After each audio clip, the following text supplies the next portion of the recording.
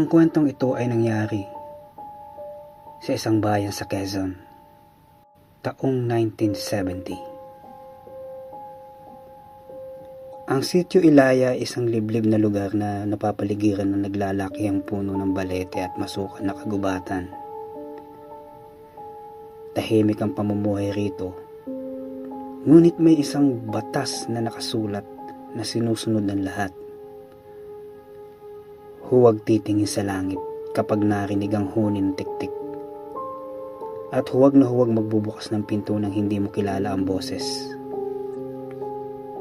Si Berto,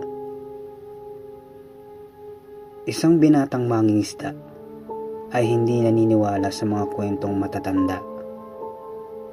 Para sa kanya, ang mga aswang ay katang-isip lamang upang takutin ang mga bata. Ngunit nagbago ang lahat nang lumipat sa katabing kubo niya ang isang misteryosang babae na nagngangalang Celeste. Si Celeste ay maganda.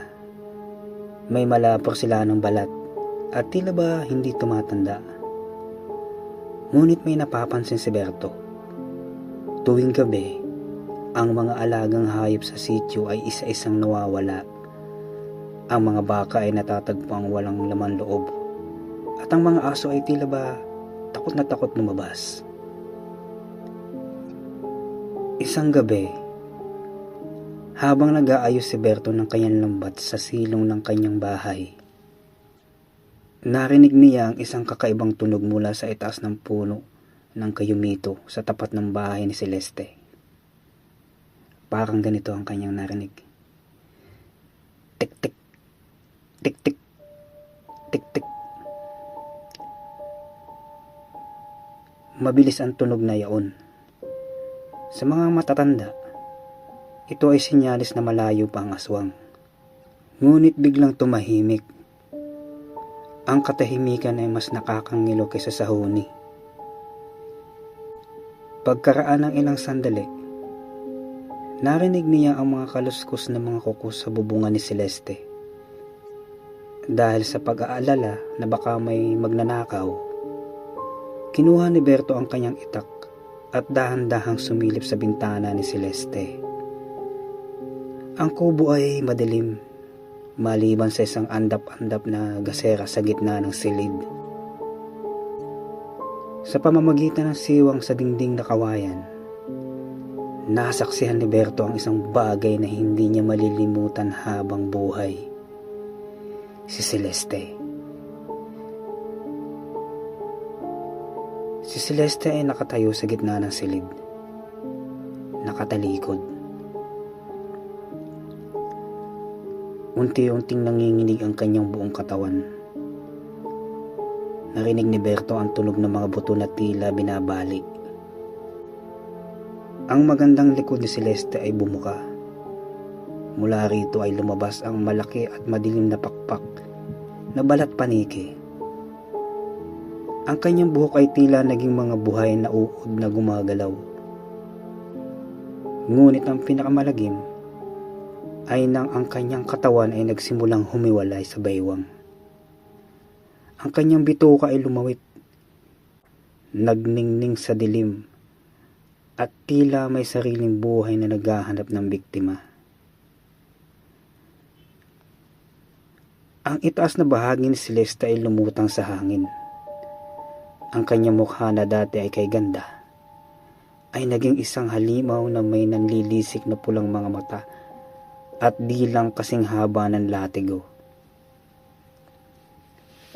At sa isang iglap, lumipad ito palabas ng bintana patungo sa kadiliman ng gabi. Nanginginig ang mga tuhod ni Berto. Ngunit nanaig ang kaba para sa kanyang mga kanayon.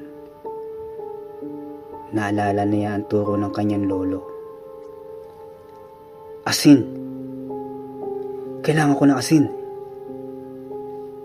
Wika ni Berto. Pumasok siya sa loob ng bahay ni Celeste sa pamamagitan ng bintana. Doon, sa isang sulok, Nakita niya ang ibabang bahagi ng katawan ng aswang, mula baywang hanggang paa, na nakatayo lang walang buhay at tila naghihintay. Nagmamadaling kinuha ni Berto ang dalyang supot ng asin at dinikdik na bawang at ibinuhos ito ng makapal sa ibabaw ng putol na bahagi ng katawan. Ang laman ay tila napaso. Umusok ito at naglabas ng mabahong amoy na nabubulok na karne. Habang papalapit ang madaling araw, narinig ni Berto ang isang galit na tila mula sa langit. Pababa na ang manananggal. Alam nitong may nanghimasok sa kanyang tahanan at gumalaw sa kanyang katawan. "Berto! Anong ginawa mo?" Ang boses ni Celeste ay hindi malambing. Ito ay naging isang paos at nakakatakot na ungol. Sinubukan ng itaas na bahagi na dumikit mula sa kanyang mga binti. Ngunit sa tuwing lalapit ito, sumisigaw siya sa sakit. Ang asin at ang bawang ay nagsisilbing lason na humahadlang sa kanyang muling pagkabuo. Ang araw ay nagsimula ng sumilip sa silangan. "Patawarin mo ako, Celeste. Ngunit hindi ka na tao," bulong ni Berto habang hawak ang kanyang krus. Nang tumama ang unang sinag ng araw sa balat ng halimaw, ang manananggal ay unti-unting naging abo. Ang kanyang mga tili ay humina hanggang sa maging isang hangin na lamang.